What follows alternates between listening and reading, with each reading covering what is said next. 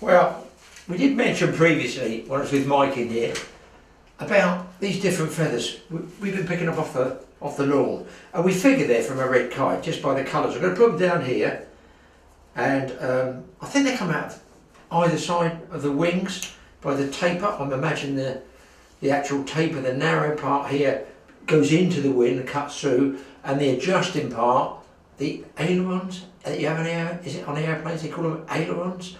The bits at the back that make the adjustment like this when you see a bird doing that. Looks a bit dodgy, doesn't it? Whoa! Want to buy a second-hand car, mate? Dunno. That's what I think it is, the narrow edge here and the wide edge there. So that's, I think, it's a leading edge, that's a trailing edge. But there's a left and a right. I'm going to show them to you closer, because the colours in them are really quite amazing. And then I reckon they're from perhaps two different birds, who knows. But what I'm going to do is something different. I'm going to try and make a writing quill out of this one, and I'm going to try and make a float out of one of these, okay? And then I'm going to go and try it, hopefully, and catch a fish on it. I'll show you what these look like in close up.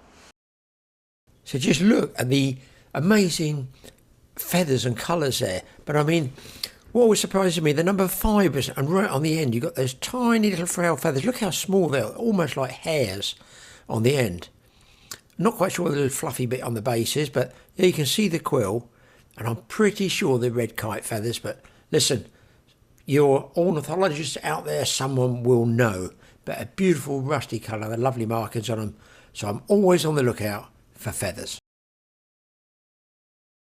Now I've got a piece of wood there, going to be able to hopefully just hold what I cut, and I'm going to take off these wispy bits here.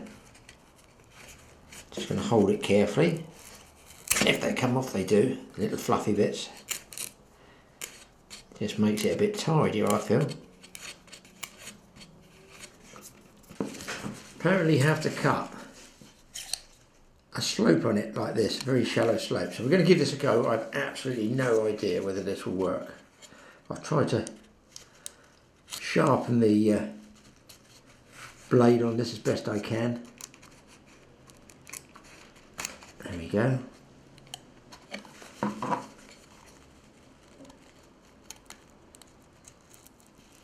Used to use a fountain pen at school. I don't know why the school's made us at some weird stage we had to make fountain pens. What was that all about? This is like the centre bit. See it sliding out, the inside of the quill coming out there? And I wonder, see those increments there? Is that a year in the life of the feather? Does anybody know out there? They look like year rings to me. Why would that? That's a growth, a growth, a growth. Any ornithologists out there, can they tell us? The internal piece that comes out of the tube of the quill, does it mark year growth? Across this way.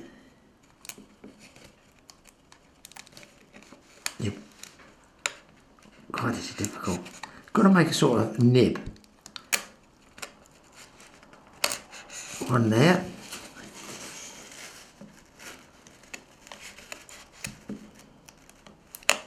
I need really a craft knife, because this actual feather is very, very brittle. I've had it a while. Then you've got to cut a tiny piece off the tip. I'm trying to imitate a quill pen. Then I'm going to go away. I'm going to put a little curve in here, but I can't do that on camera. I'm just going to pull the quill away from the blade like this. And I've got my split, so there's just a little bit of movement in that. And apparently if the ink goes up in here as you push down, now I don't know whether you write that way or whether you write that way. I guess it's got to be the scoop, so the ink's in here, runs down to the tip. Let's experiment and try it out and see what happens. There's only one thing, it can either work or go wrong. Now I've got some old stamp pads, because the old you put paid on things years ago. Oh, I did, I've got a couple of those left. 30, 40 years old. Probably when I had my furniture shop. Watch me get ink everywhere. Okay, it's a injecting one. Not an injecting. How am I going to do this, people? I think the only way I can do it is put it in the wood. Like this. Dip my my quill in it like this, so I fill up the inside of the quill as though it was dipped. Just shake off the surplus.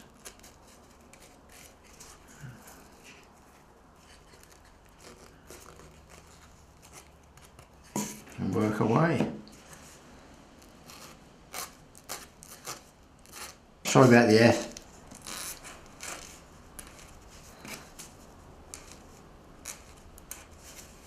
Try the other way. No, it's definitely that's the way. That's the way.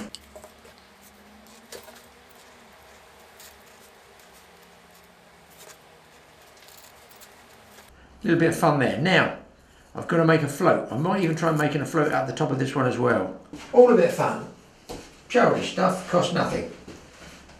So these feathers might not be the right ones. Years ago we'd use porcupine quills, used to use crow quills, swan quills. I've never heard of anybody making a float out of a red kite wing feather. Probably not the right ones to use.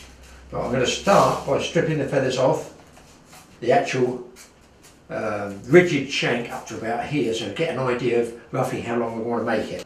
Yes, of course you can walk into a fishing tackle shop and just buy a float. It's all made of plastic or whatever. But it's a little bit of satisfaction from actually doing it old school. Just take little small pinches here. Now look, I'm going to show you something. On a large scale, admittedly. But when I used to do my fly tying, you'd be using, now see I've pulled those in a pinch like that. If I put those side by side, like this, and whip those onto a hook, there you can see with the thread in between, I'll just try and push it there. Imagine that's on a hook. There you go, that is the start of a fly. So those pieces of fibres there, I would use if I was making flies, trout flies, and I used to tie fly. Well, I suppose most trout anglers always have a go at it. Try not to pinch too many feathers at one go. I can't tell you if you should start from the bottom or go upwards, you know. This is something you can amuse yourself. If we ever get the dreaded lockdown again, this is the sort of thing you can do, is to sit and make some floats for yourself, for your friends. Will it catch? Now, I'm going to say that there is long enough to make a float. 4 inches, 5 inches. Look, this is about an inch on an adult from the knuckle to the tip of your finger. So I'm going to go 1, 2, 3, 4. I guess that 5 inches is pretty good, yeah. 5 inches there. Going to nip that off. Going to score it carefully because I don't want it splintering, because I'm going to have to, like that, so it's off clean. I suppose you could make a very, very delicate float out of that piece as well. We'll just have a look at it. See what it looks like. It's a funny weather day today. I'm hoping to go fishing tomorrow, and if I can get these floats dry, this would be the sort of float I want to make, really diameter for something like roach. Maybe I'll make 2, one roach one and one for bigger fish. What does this cost, guys? What does it cost? Time, that's all, time. Everything in life is time. You have to make time. Score that again. There is the start, I feel. This one won't be so good because I've already broke, I've got to seal that end now. But here is going to be the tip, like that. You can imagine that's going to be the tip. Line will come down from the rod top. Tip will be here, I'll paint that. Paint over here. But I've got a whip on the bottom of here. A little ring. I could just slide a float rubber on there. But years ago we make a little ring. We used to make them out of any fine wire we could get. A bit of fuse wire even. Or you could use, you know, a thin paper clip. So I'm just going to rub down on sandpaper, just a fine grit, get the last of those fibres off. I wouldn't use anything too coarse because it's going to sort of fluff up the edges of the quill. So you just clean that off a bit. Now I remember some people years ago used to actually paint them and seal them first before they put the ring on at the end, the eyelet. I'm gonna put it on. All I've got is a piece of this, just regular spring wire that I used to use trolling for barracuda and stuff. It's a bit thick, but you can see it. I can at least get a curl in it there, and that's all I need. A piece of that wire. It's just going to be long enough. Well, it's going to be too long. And I'm going to get long nose pliers like this, and then just bend it into shape.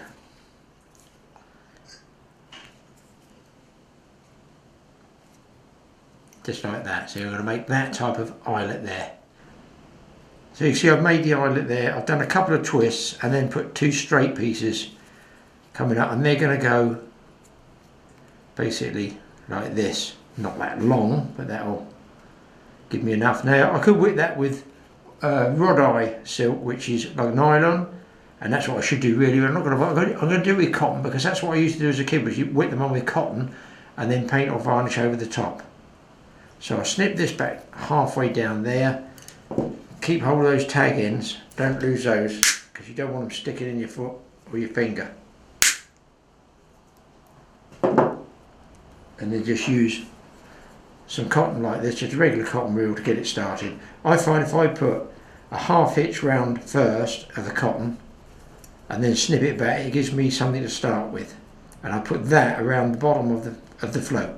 Look, I'm not a professional float maker, I'm just making this for a bit of fun. So I've got my sliding loop, just pull it down, hopefully you see this in the camera, just like that. I can snip that tag end off if I want, or I can leave it and whip over the top, doesn't really matter. Just get that started, run 2 like that. Now I can snip that tag end off there.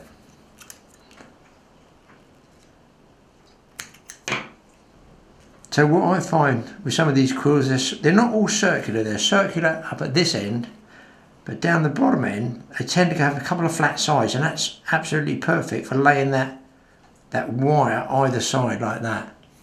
That's what I find. All a bit of fun.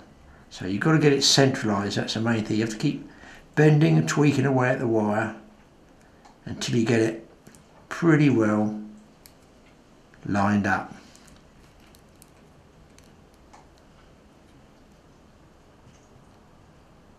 I push it in there quite tight, and then the first few turns I go around the wire, and then I gradually build that so it's a bit of a taper, if that makes sense. All would become apparent, and this way, by building the taper up, a bit like fly tying, by building that taper up on the wire first, I can then run the thread up, almost what they call touching turns, and go over the outside. As I say, it's only cotton.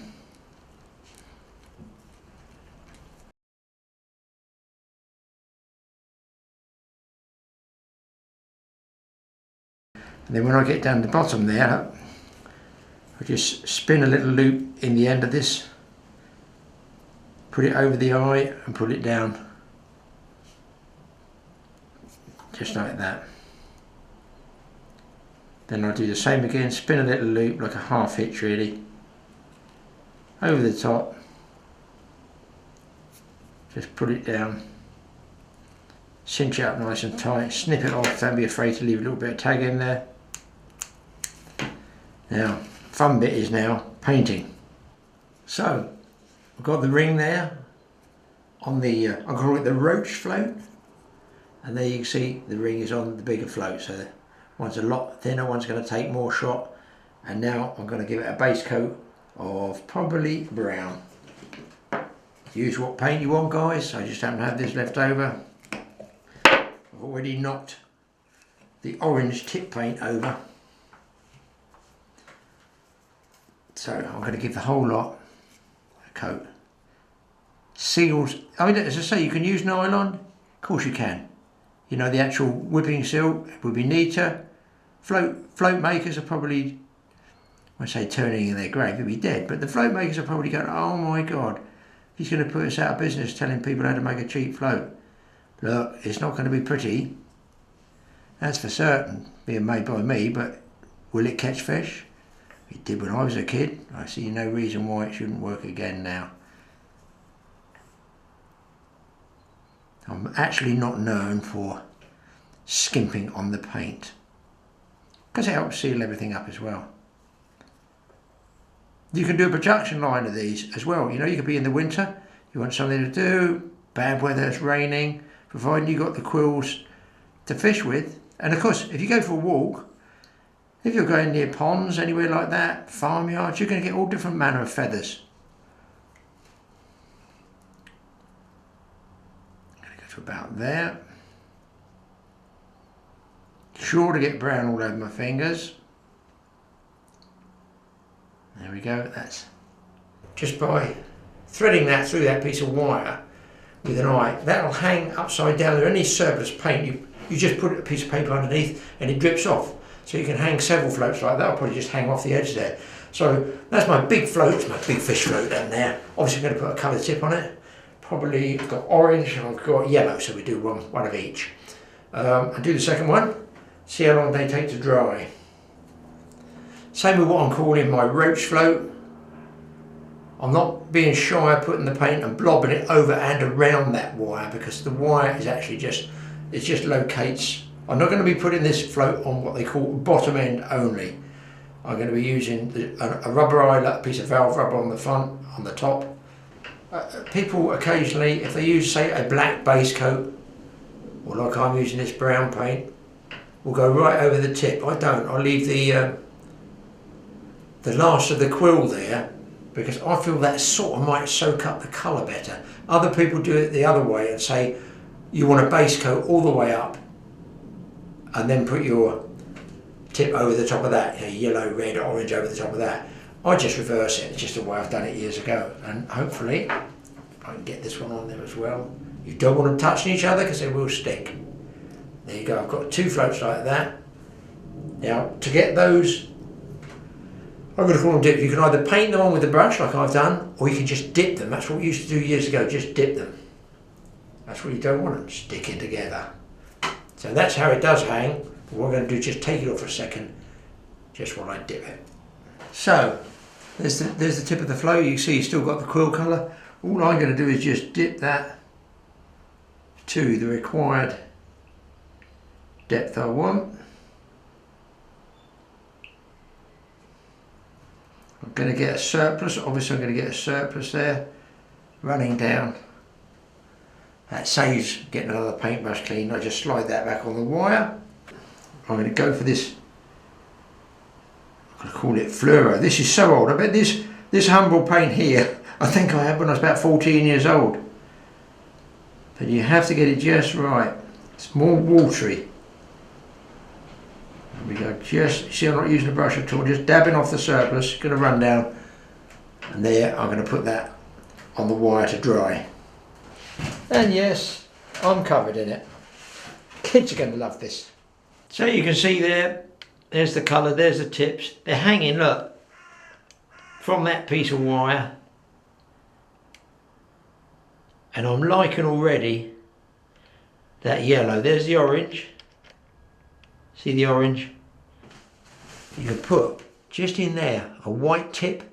I may well do that before I go fishing with it. And that way you can see when a float's going to lift up or drop down, you know. It's just an extra bite indication, a white band, you've probably seen it. And then just down here,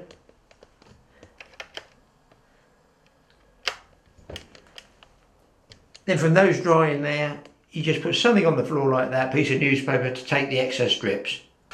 And talking of drips, I've got quite a lot of it everywhere. It's difficult. You can do it on your own, but when you're trying to film, it's tough. Phase 2, fishing. Guys, don't go away. When this is dry, tomorrow, I'm off up the local lake and see if I can catch a roach, maybe even get a carp on that big float. Will it hold up? Don't tune out. Well, I'm here down at Watmore fishery. It's pretty busy. Blazing sunny day it is, 25 to 2, and I'm just going to see if I can catch one of these floats. I'm going to call it the roach float here. Let's see if I can get it for you. The roach float here, as you can see, very, very fine. It's got an incredible shotting pattern. It takes two number 8 to set it perfectly cocked, and even then I've got to cut back the sweet corn. But I've already had a rud on it, didn't have the camera ready, so I'm going to rig him up, put it out, and then I'm going to change around and rig up and try the bigger float. So what I was going to do was actually rig it up top and bottom. I've gone bottom end only, and I've gone through the ring twice there, with one number 8 shot here, one just there, and a piece of corn there. Right. Bait I've only got is come out of the freezer, some sweet corn, bit of leftover barbel feed there, and some mashed up bread down here. Like, I mean, I'm so close down there, unbelievable, but I know they come in there. It's fact. I've been here 5 minutes, I think there's fish here already. But I'm going to feed very, very close, right down by those rushes, just a bit of old rubbish in there, just to try and get a fish on this float. Doesn't matter that it scatters, I'm not bothered about that.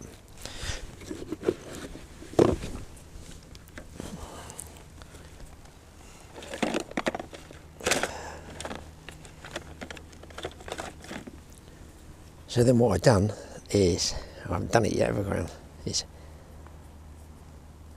get the sweet corn and just snip that sweet corn down a little bit smaller. We'll try that, just let it sit out there. Let's see what happens, folks. Very, very, very light. I've come around this side because there's a little bit of smooth water there. There's a fish on it already. I'll try and get the big camera and show you the bites. That, when it goes down and bobs up like that, it's generally a small fish. And if that corn's too big for them, it goes down and stays down. It should be either a roach or a rudd. There he goes, just bobbing up and down. So I know the fish are there. And don't be afraid to move the float every now and then. Just down there by the rushes. I'll try and keep us. Oh, there we go. There we go, people. First fish on homemade float. That is indeed. I do not speak with forked tongue, guys. There's the float, and there's the fish. So that's probably just about right for roach. As close to the edges as you can get.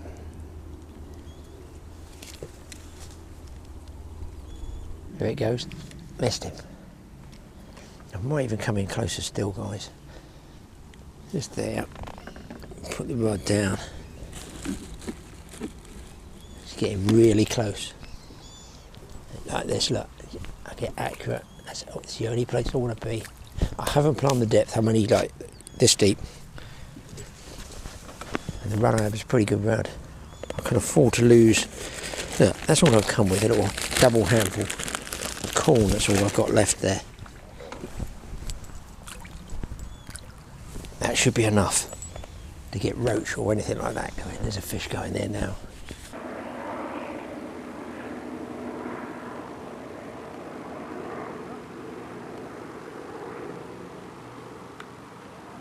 Swing it out.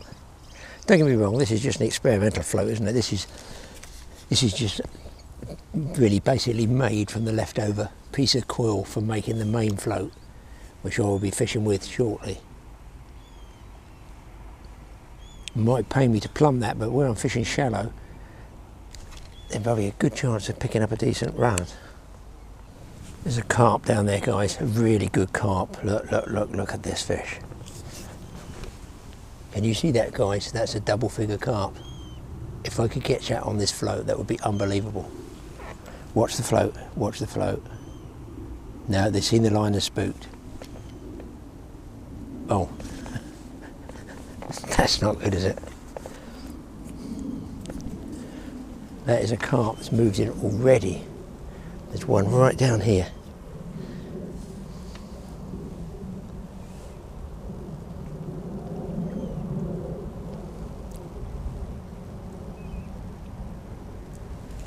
Okay, watch the float down there, just on the edge. He's turned on it. I can't even move the line or the rod. Oh, he's moved out again. So now I'm just on the edge there. Hopefully you can see it. Oh, it's pinged out. That was not a roach. I wonder if he's popped me off. No, I just pulled off. Okay, maybe just a little bit of feed out there. So there we go for beginners. Look, just a piece of corn like that. Hopefully you're seeing this. Just below the bend of the hook and off the sides. If you've got maggots, absolutely no problem. That big carp's come back. Oh no, well, this poor float has no idea what's in store for it. And I haven't even got my polarising glasses on yet. Whoa, wind got that one.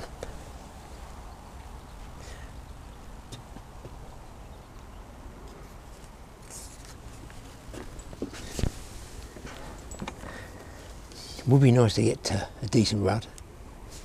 Oh, there we go, there we go, there we go. Fell off. You guys all saw it. That's the trim back sweetcorn. Fished just over about 12-15 inches deep. Missed that one. I'm getting bites all the time in this float. See how delicate the float is? It just registers. A little fish like this is still going to register. Quite fascinating. What I want is one that holds it down. Now I've got a whole grain of corn on there now, so I'm more likely going to pick up one decent fish and get a lot of little tappy bites on the float, you know, because the small fish can't quite get that big piece of corn down, or single grain of corn down. Just a word of advice for beginners: if you do put your rod down, look like this, like I'm doing now, if you put it with the knuckle of the bail arm there and the handle here has two pivot points, it'll stay up nice and straight. Also, you might want to back the drag off if you're messing around here, because a big fish does take it, it will drag in. So I'm going to give it a little pinch of bread out there and a bit of this. This was from barbel fishing, so I could wet it down, but I'm fishing so close I don't see the point, to be honest.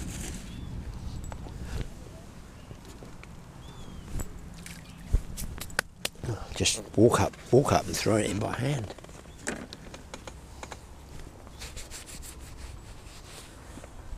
What you'll also find is when you're roach fishing, especially if you're regularly feeding, if they suddenly go off, it's because a carp or a bigger fish has moved in on the swim, push the small fish out.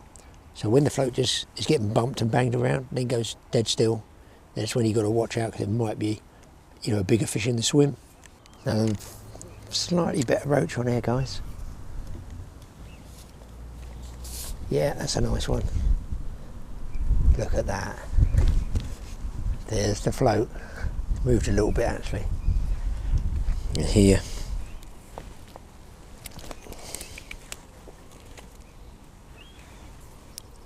There's a nice size roach, palm size. Off the hook. Back in. That was cutting the corn down.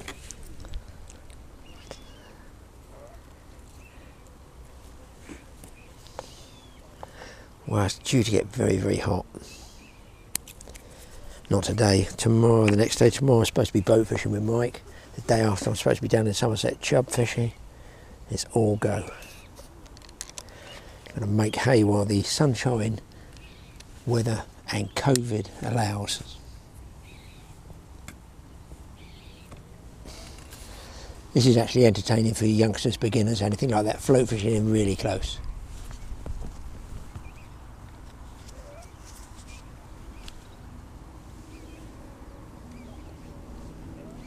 I'm seeing the bread I put down there, I'm seeing some disturbance, so there's presumably carp are coming on that as well. Or I'm bumping fish.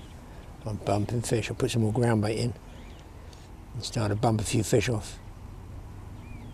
There's a carp down here somewhere. See the bubbles coming up just here.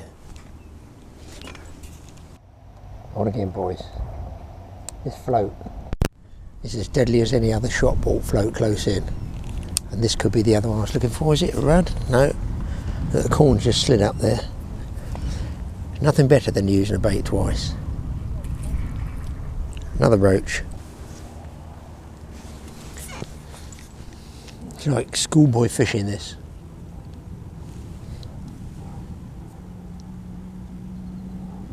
Now, fish have actually stopped that float setting up right. There's so many fish down there now, roach and stuff, they're stopping the float. The bait going down, and that's keeping the float at an angle. It's actually the weight of that corn as well as the 2 number 8 shot that's holding the float up. Oh, set.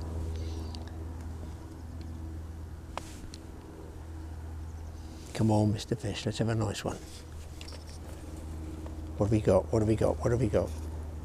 Oh, hang on, hang on. Oh, what's this? What is that?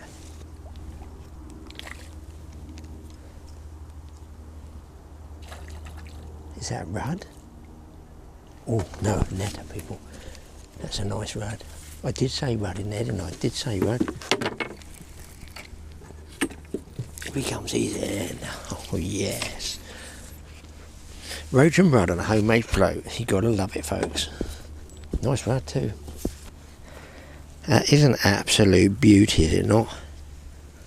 Absolutely. Pristine condition. I haven't had many rudd in Watmore, but that's a nice one. See if I reach straight for the ground bait, it's terrible, isn't it? And then I put probably too much in. And I think they can afford to have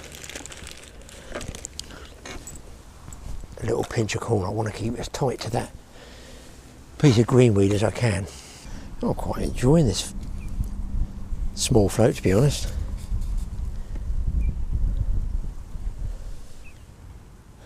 I fear at some stage Mr. Carp's going to put his snout in there. It's gone a little bit quiet there, and I wondered if the carp have moved in.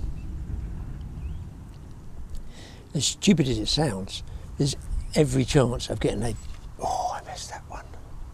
Of getting a double figure fish out of this swim here, underneath my rod top, as there is belting a great big lead and a boilie or whatever they use out there. Whatever's the latest fashion, I don't use it.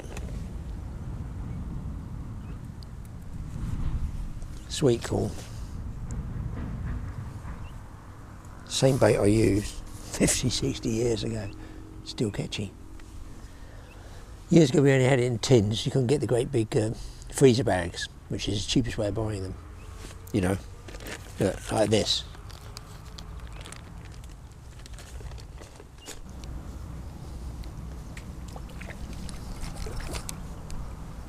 Here he comes. That's a nice roach. That is a nice roach, that one. But it just makes it so much better when you're catching fish on a float you've made yourself.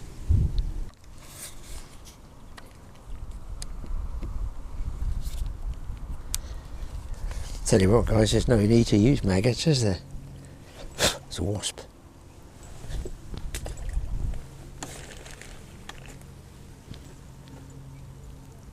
I'll give it the whole bits of corn now, the whole kernels. There's a carp down there, I see the water shaking. Oh, my goodness, I barely saw that one. Now we're cooking on gas. Big piece of corn, let's try that. So I get a bigger rudd. The wasp is being very annoying.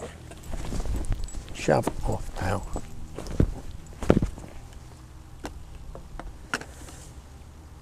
Coming in a bit. Can you see all that disturbed water down there? There's more than one carp down there, definitely. I can't see them because it's very glary, but trust me, they are down there. There's a good carp down here. There's my float, guys. I don't know that you're going to see it if I keep dead still.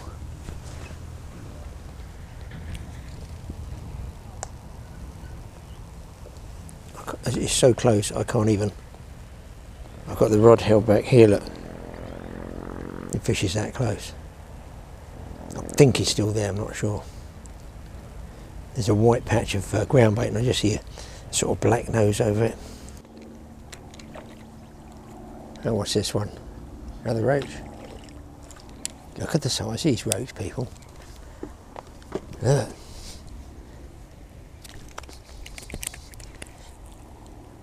What I call good palm size, aren't they?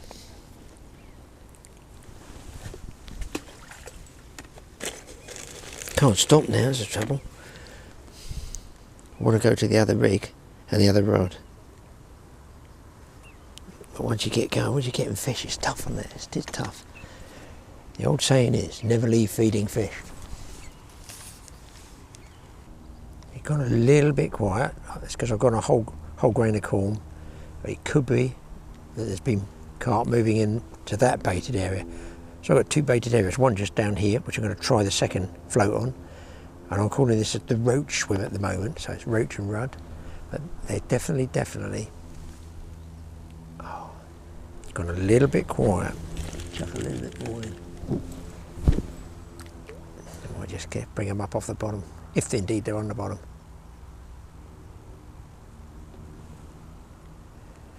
Things that float, you can't take your eyes off it. If I'm looking to you, talk to the camera. That's why I missed the bite.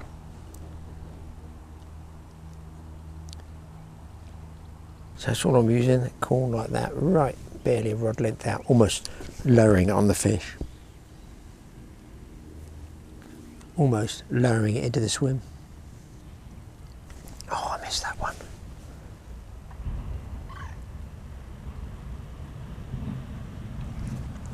Oh, oh boys. Something different, I feel, don't you? Digging for the rushes. That is, what the heck is this? It's not fighting like a carp, but it must be. Ah, it's a carp, yeah, here he is.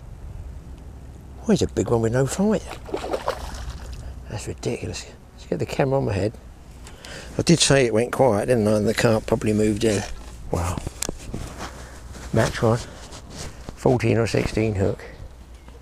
Sooner or later, you're going to get a carp on, and that's what happens. It's Watmore. There's no shortage of carp.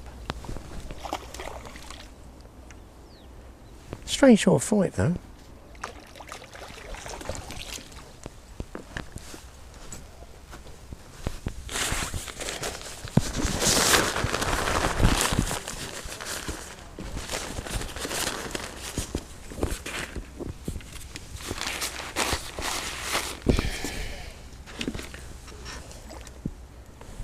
The rod is over. Here he comes. Oopsie. Get in. He's in. Well, for a big carp, that didn't fight. That was a peculiar fight, and I can tell you why. People. I thought it was a strange fight. There's something wrong with his tail end. I'll turn him over. But he's got some peculiar twisted growth there, let's see. I thought he wasn't fighting well. Let's get him back. That's a strange one, but it's almost like his tail's been broken. I didn't think he was fighting properly. Yeah, I see the way he's swimming off, look. Really peculiar.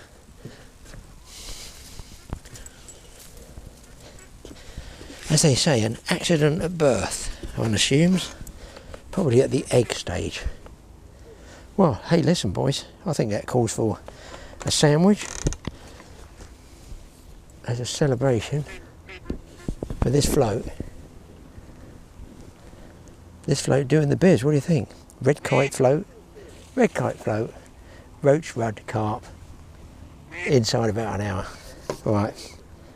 Well, celebrate that arrival of that carp. I did say when it goes quiet like that, watch out, and so that proved. So I'm not screaming and shouting today because there's anglers next to me.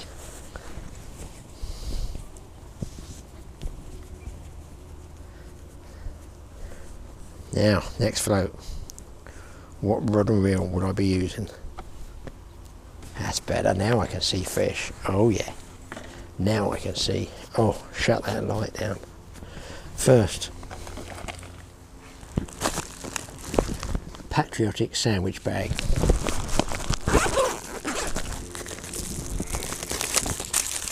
What do you think? Tuna?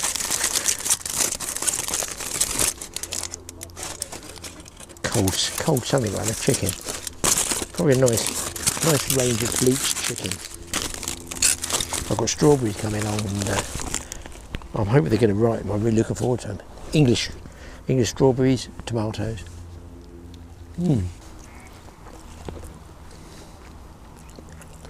Okay, so what rod I'm going to be using? This is a weird one. Look at this. Look at the tip. This is the fun stick. It's called a Madfish Rockstar. It's for sea fishing. 7.5 feet. 7.5 feet? Yeah, but look, I could fish half of this and just be over the edge where I think the fish are going to come in. It's called light rock fishing. 3 to 12 grams is the weight it casts. Wind's coming up now, so I've got to go to the heavy float anyway. 2-piece, very, very fine rings. Screw winch fitting there. And what reel am I going to put on this, you might ask? How about finding it, Graham? One of these. A nice centre pin reel there. You wouldn't normally put a centre pin reel with a sea fishing rod, but I have. I'm going to margin fish with a float, and if this winch fishing takes this reel, I'm going to be fishing with this, and I'm going to be so awkward. So I've got a sea fishing LRF rod, which is unusual anyway, a centre pin reel for fishing on a river, really, and a homemade float made from the quill or feather of a red kite. Now that's what I call being really awkward. Let's get rigged up. There is my red kite feather quill float already. Put a white band on it there. I hope you can see the white band as well. Little orange tip. I'm going to go probably through it twice, bottom end only, but I'm not doing a size silly one, silly size 14s. So we go. Centre pin reel, my homemade float, single grain of sweet corn. So if a peepers it was in it. Nothing rooting around out there. So I'm just going to flick it out. Just see if we can get any bites at all on it at the moment. It takes a mishmash of shot, and even then I'm not sure, to be honest, in fairness. That's better, I got the click off. Now this is weird. This float's actually dragging in the ripple, whereas the thinner one, the smaller one, didn't. That's most peculiar. You'd think having more bulk in the body of the quill that it would actually hold better. I've got a little bit of fish movement down here as well. There's a bite. I think I might be able to move that camera and put it just over my shoulder here, because this rod and reel is so short. You might actually be able to see the take if I get one. Oh, he's here. Smith's here somewhere. That was a good fish I missed then. Nah, we're out there. A bit there, and a bit down there.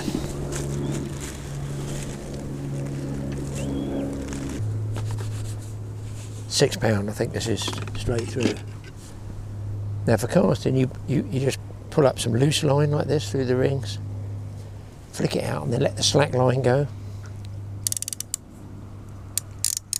And then basically, well, you can see where I can sit and hold it. Float is just down here. Slow sinking, I think there's fish bumping that. Fish moved in there. Wasps are annoying, to say the least. Fish on, people. fish on centre pin and the new float. It is whole grain of corn, and there you go. Mr. Roach still out there. Still out there on the corn. Well, bad news, boys. I've got the float stuck in the bottom there. And because I haven't got a hook link, if I pull the brake, I'm probably going to lose the float.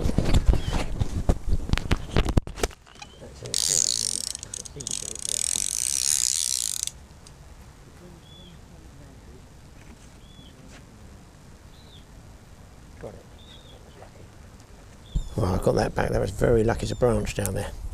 So I think I'm going to come away from the edge there. It's probably blowing off from here. I was going to plumb the depth. Oh, I think I got one of Andy's bream. I think I got one of his bream. Oh, what? Oh, this will be a first for me. There we go. Well, that's something on the float as well. Yeah, that's one of Andy's bream. Well, there we are, guys. Another fish on a homemade float. Even got his fin up for you. Brilliant. I'm glad I got into that snag. I wouldn't have moved otherwise. So now I've got a bait just in front. That's interesting now because in the bait bag I've managed to nail a couple of Greenbottle flies, and I'm going to put them, the wasp have been a pain, but I'm going to get one of those. I'm going to put one of these flies on and see if we can't get a fish. It's gone very, very quiet there, and I've gone back to the small float and the lighter line. So even I'm going to be impressed with this, boys, because we normally use this on a river for dace. A dead fly. How gross is this? A proper natural insect. It's a dead fly. Right, boys. They might want to pinch a ground bait. I feel this chappie ain't going to last too long. In fact, I don't want to cast him off the hook. A Greenbottle fly. Let's see if we get a bite on him. Certainly would be the bait to go to for a rudd. Trouble is the float won't cock now because it hasn't got the weight of the sweetcorn to pull it down. There he goes.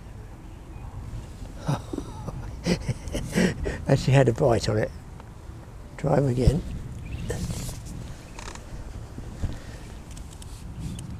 How many people use dead flies for bait? Not many. And a red kite feather for a float. Right, it should just about be sunk now. Oh, I pulled off. They're going to eat this fly, definitely. And I've got another one down there too somewhere. Oh, just here. Actually, the other flies are coming onto that fly. I better cover him over. That's good bait. Oh, look, boys. That's on.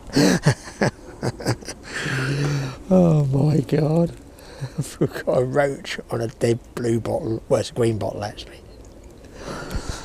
Oh dear, I wonder if I could do that to camera. Oh, Smith, where's, oh there he is. Scrape this dead fly. Nobody else but Graeme would do this, I can tell you that. A dead fly. What bosh. I'll teach him for going in my sandwiches. No, don't go up there. There's not much weight to them. He's out. Gonna leave the camera running this time, boys. If there was rudd in here in the evening, warm summer evening, they would have that fly in a flash. And let's face it, it's insects that will be blown onto the water or hatch under the water, going out. Anything that's like basically meat to them, that's what that is.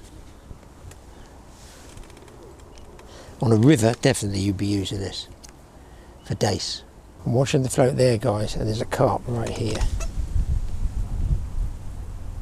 Digging up on that bit of mashed up ground bait I put in there. Right down there. But they're not going mad. I'm looking around the lake. I don't think I've seen anybody catch one yet. I've got another bit of bait going in there. If I lose this one, I've only got to shut that bag and squash him and I've got another bait. Probably going to miss the bite watching blue bottles go into the bag.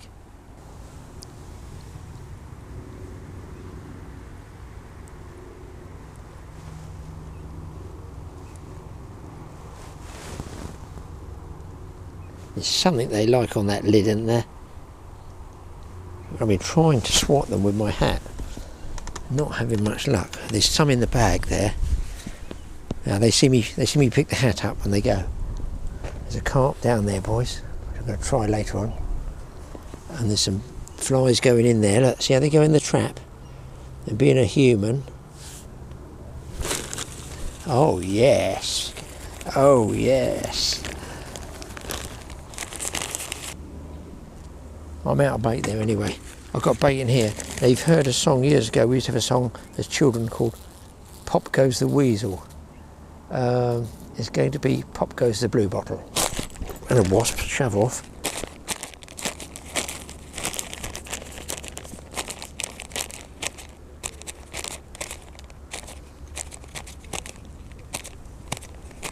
There we go.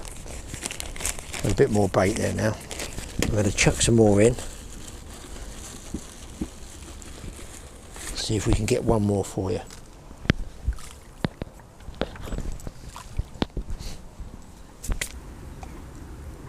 He is alive. Right, in you go, my boy. Go for a little swim.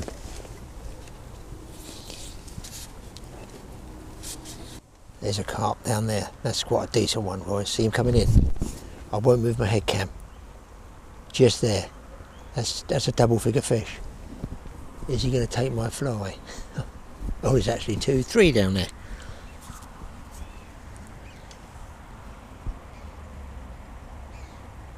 There he comes. Watch that yellow float, boys. Spooked. He's spooked. His time will come. Fish on, boys. Had to go back to the corn. The fly wasn't doing it. But it's strange. I use a not much bigger hook. And you'd think I would get a single grain of sweet corn and the same fish, roach, but it doesn't work like that. Oh, this wind is coming right up. It must be that finer line, just £3 line from 6, makes it sink slower. I missed that one. Where's this wind coming from? I'm getting fish. Oh, is this a nice rud? Yeah. Oh no, beauty. Whoa.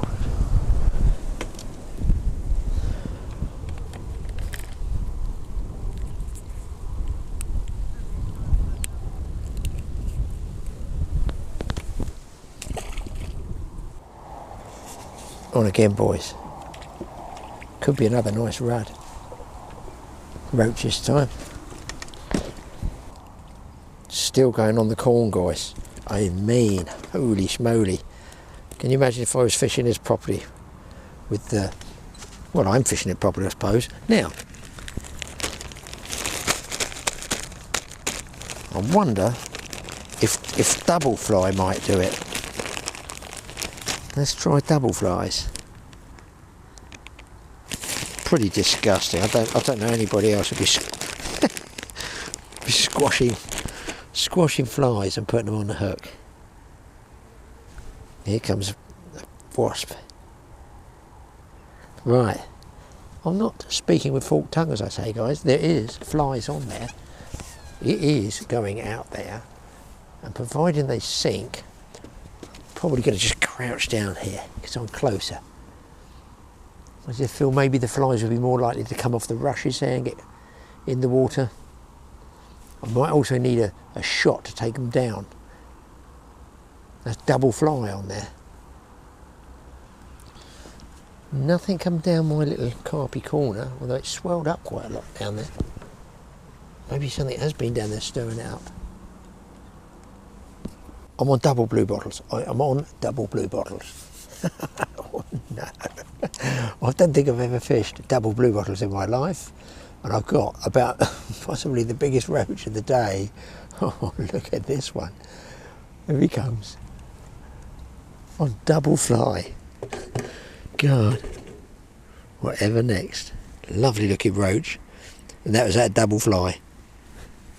Right, onto the big float now, guys. I think we've played with this light one. This light one's really good. I'll be ashamed to lose it. I'll be in tears when I lose this one. Look. Lovely little float. Right, going on the centre pin reel, a big piece of sunk flake. There's the shot to take it down. There's the float. Gonna dip it first to make sure that's it. Get that sinking, and then just lay it down there. Hopefully you'll see the float there.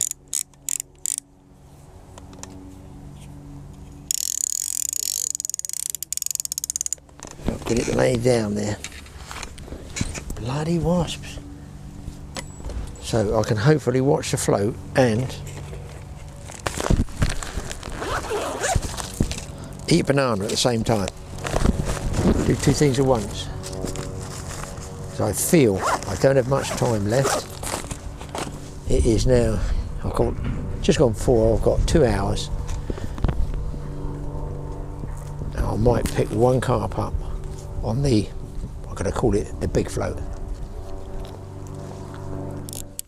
Guys, I'm on. I'm drinking the water as you do, and some that's taken off here with my Greg. Not very big by look at it. Where is he? Small carp. Small one, but you can see no problem at all on this LOF rod. And most of that is just the tip, which is used for bite identification, as it were. Wow. Water nearly went all over me. I was just having that banana. I left it down there. Oh no, he's going in the reeds. He's certainly going well, isn't it? So these are what they call direct drive reels. One turn of the handle is one turn on the reel. Let me just get this fish for you. This one here is a small one, but we did have really good sized fish there. There we go, he's in. That is a fish on this float. I just saw the float flash and then the reel was on fire. Didn't even need the float, in fairness. There he goes. Talking amongst ourselves, it's a bit tough day today. Tough day at the office. Alright. Just try a piece of cut down corn. Oh, that wind is a pain. Pulling me from right to left. The wind is annoying because it comes up, then it goes down, then it comes up. So you can't really feed directly. Oh, having said, hang on a minute. Here we go. Cut down pieces of corn and it's a nice rudd. Yeah, that's a rudd. There you go, people. So this small float, which I thought wouldn't be very good, has actually turned out to be the more productive of the two floats. And I mean, I am fishing. There you go. I am fishing with small hooks, stuff like that. So let's try that one again. See if we get one. Well, the wind's down a little bit further out. I've got big trouble with that line spilling off the spool. I've filled out recently, I put too much on, I know what I've done. Standard procedure.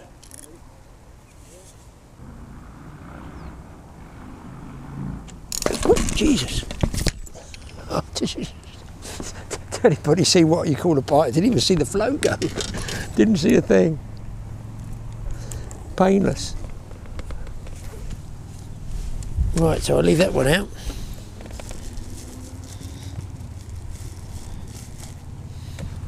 We'll bait this one again. See how close he was, look. That was nearly but not quite.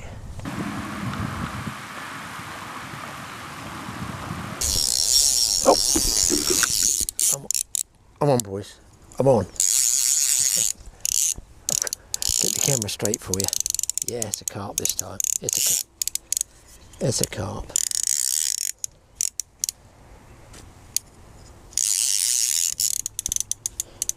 Wow, that was some take. I don't know how big the fish is. It's quite a big boil out there. don't know what angle we're on the camera here. Hopefully I don't have to move it. I've got the mic on. This is a foul hook fish because there's a lot of swirls going on out there.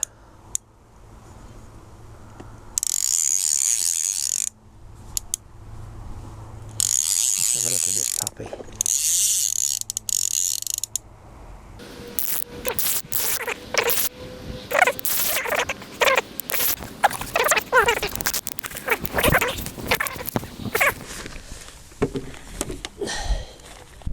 Just a quick hold, guys.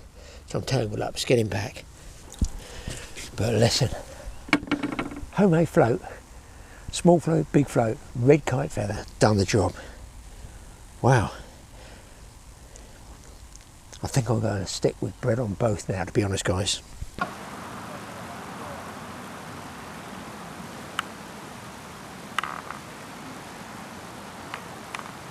So fish on.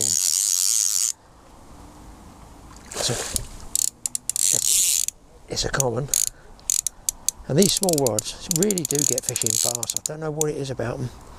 The tip is like nothing on here. It's an LRF rod.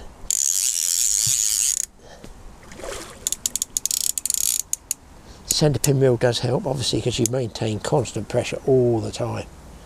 Direct drive. He's going well now, though. Oh yeah, he's going well. Let's get him turned over. Oh yeah, nice common. He's in. He is in. Oh, fish of the day, boys. I think that has proven that this float has done the biz. Beautiful. Red kite, feather and a fish. Let's get him straight back before he breaks my float. I should be using that again. Fish about 6.5, 7s maybe.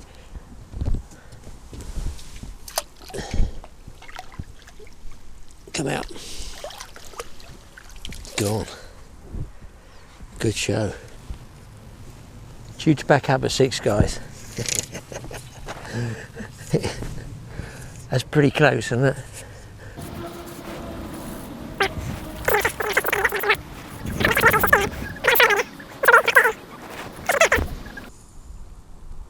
Oh yes. Hang on, ladies. Hang on, ladies. Let's not underestimate this fish. He cranked a load of line off before he could even get the camera going. Let's not underestimate this. This could be a double. It could be, people. It could be. Net. Smith, get the net. It's a good fish. Good fish. Wow, he's stripping line out. Now you don't hear it because I've taken the clicker off. But it is. Oh yeah, that's a nice fish. And short rod is doing very well. Come on, come on. It's not meant for this. It's meant for fish of about 3 inches long, LRF. Light rock fishing for tiny little 6-inch fish. It's definitely not meant for this. The people from Madfish with their rockstar rod ought to be delighted if I get this fish in. It just shows what you can get with this little rod. Mind you, I've used it before. I have enjoyed it. I haven't got the fish yet, as you noticed. This is a good fish. This is a good fish, boys. Somewhere between 9 and 11, I reckon. Here's a story while I'm fighting this fish.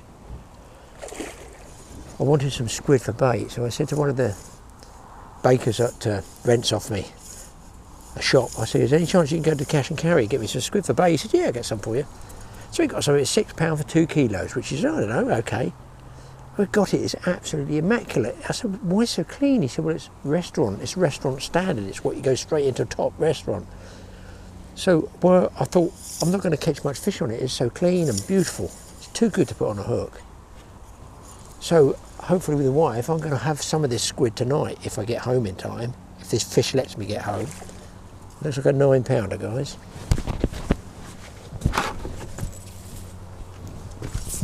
shot of this one, because this is it for the light. No, he's a double, boys. It's a balloon, it is an absolute balloon. Got some twisted, oh Jesus. This is about 12, it's a right funny shaped one.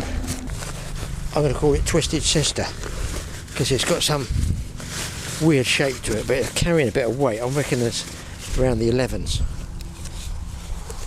12, something like that.